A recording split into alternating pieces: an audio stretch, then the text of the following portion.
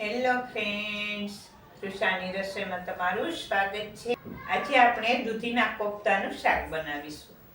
દૂધીના કોફતા બનાવવા માટે મેં અહીંયા એક નંગ દૂધી લીધેલી છે, 2 ટમેટા, 2 ડુંગળી અને 5-6 કળી। આપણે ટમેટાને સહેજ પાણી ગરમ મૂકી અને તેમાં બાફી લેશું। આ ટમેટાને હું ગેસ ઉપર થોડીક વાર બાફી લઉં, જેથી કરીને એની ઉપરની છાલ સરળતાથી ઉખડી જાય અને સરસ બફાઈ જાય। પછી આપણે આની ગ્રેવી કરી લેશું। ને આપણે ડુંગળીને બારીક સમારી લેવાની છે અને દૂધીને આપણે ખમણી લેશું। અહીંયા મેં અડધી દૂધી લીધેલી છે, આખી દૂધીનો ઉપયોગ નથી કરતી, અડધી દૂધીના જ કોફતા કરવા છે અને આપણે ખમણીથી એને ખમણવાની છે। આ રીતે મોટી સાઈઝની આવે છે ખમણી, એ સાઈઝની આપણે આ સાઈડથી એને ખમણી લેશું મીડિયમ, અને આ બાજુ સાવ ઝીણી છે, ઝીણી પણ નહીં, અને આપણે મીડિયમ એને ખમણી લેવાની છે। તો આને ખમણી લઈશ।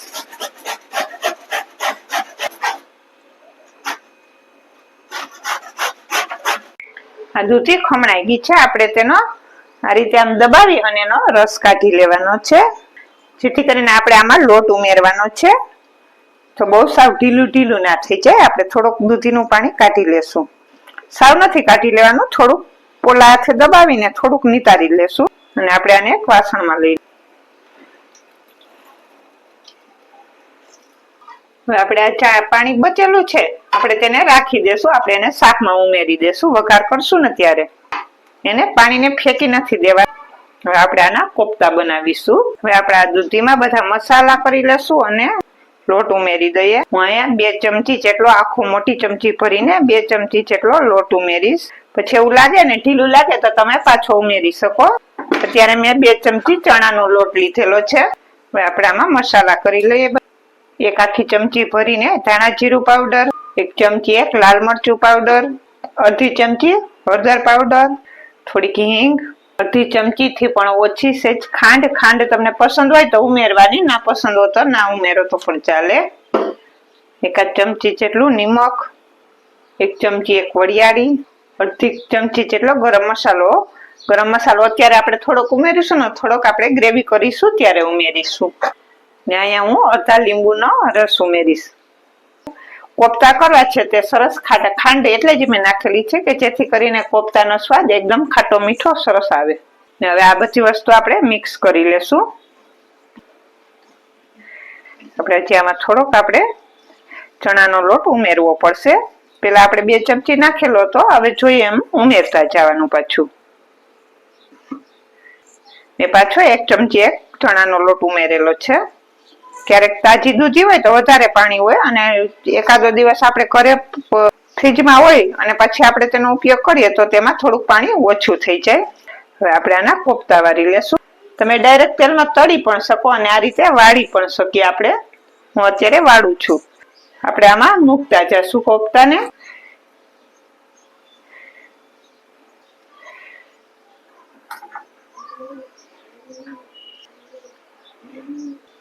આ રીતે હું બધા કોફતા વાળી અને તૈયાર કરી લઈશ।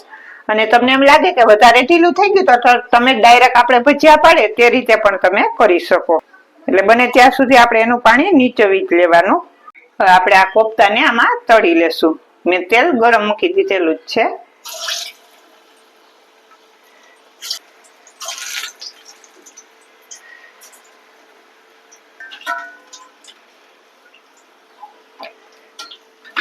અને ક્યારેક સાવ ઢીલું થઈ જાય તો આ રીતે સીધું તેલમાં આપણે તળતા હોય ભજીયા બનાવીએ તે રીતે પાડીને પણ તમે બનાવી શકો। આપણે આને સરસ બ્રાઉન થાય ત્યાં સુધી તળી લેશું। જોઈ શકો છો, જો આ રીતે તળાઈ જાય સરસ એટલે આપણે એને બહાર કાઢી લઈએ। એ જ રીતે હું બીજા પણ તળી લઈશ।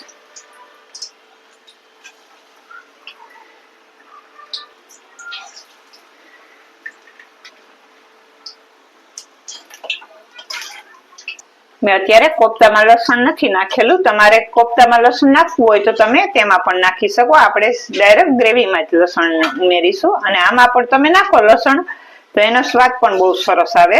આને પણ હું બ્રાઉન થાય ત્યાં સુધી તળી લઈશ। આ રીતે બધા કોફતા સરસ તળાઈને રેડી થઈ ગયા છે, તમે જોઈ શકો છો, એકદમ મસ્ત તળાઈ ગયા છે। આ એમનામ પણ ખાવા ભાવે એવા મસ્ત બને છે। જ્યાં ટમેટા આપણે બાફેલા હતા તેની છાલ ઉતારી લીધી, અને જ્યાં લસણ આપણે લીધેલું હતું 5-6 કળી આ બંનેને મિક્સર જારમાં લઈ અને હું ક્રશ કરી લઈશ. ગેસ ચાલુ, પેન મૂકેલું છે. આપણે તેમાં 2 ચમચા જેટલું તેલ ઉમેરીશું.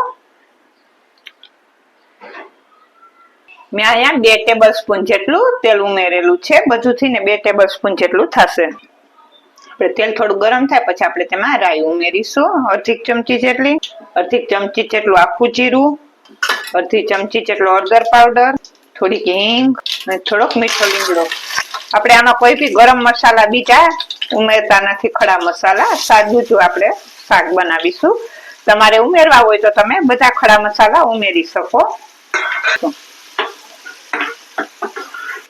આપણે અત્યારે ગ્રેવી પૂરતું જ નિમક ઉમેરીશું. 1/2 ચમચી જેટલું નિમક ઉમેરીશું, કેમ કે આપણે કોફતામાં નિમક ઉમેરેલું જ છે.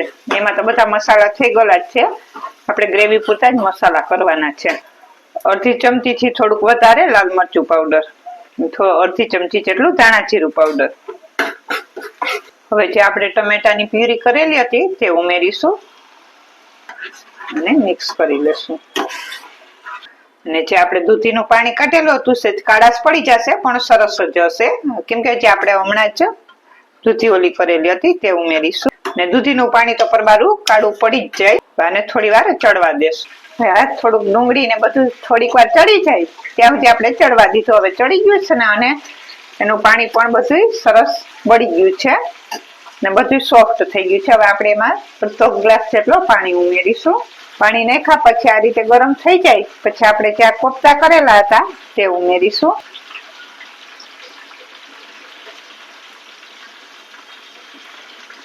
અને મિક્સ કરી લેશું. હવે આપણે આને ઢાંકી અને સરસ કોફતા સરસ પોચા પડી જાય અને સરસ એની અંદર મસાલો ચડી જાય ત્યાં સુધી 5 મિનિટ સુધી આપણે આને ઢાંકીને થવા દેશું.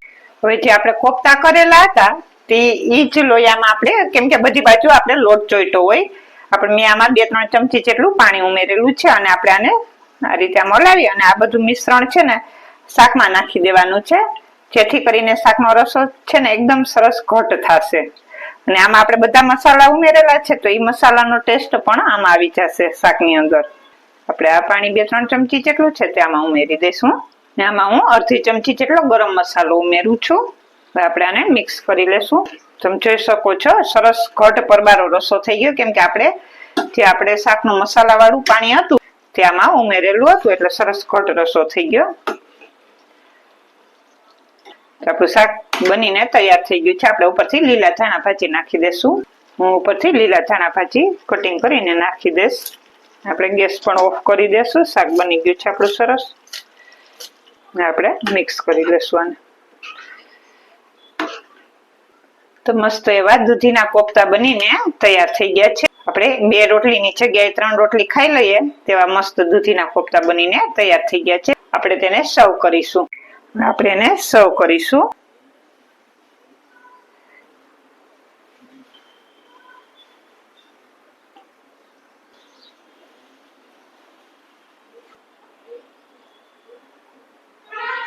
આપણું દૂધીનું કોફતાનું શાક બનીને તૈયાર થઈ ગયું છે. આપણે ઉપરથી લીલા ધાણા ભાજી ઉમેરીશું.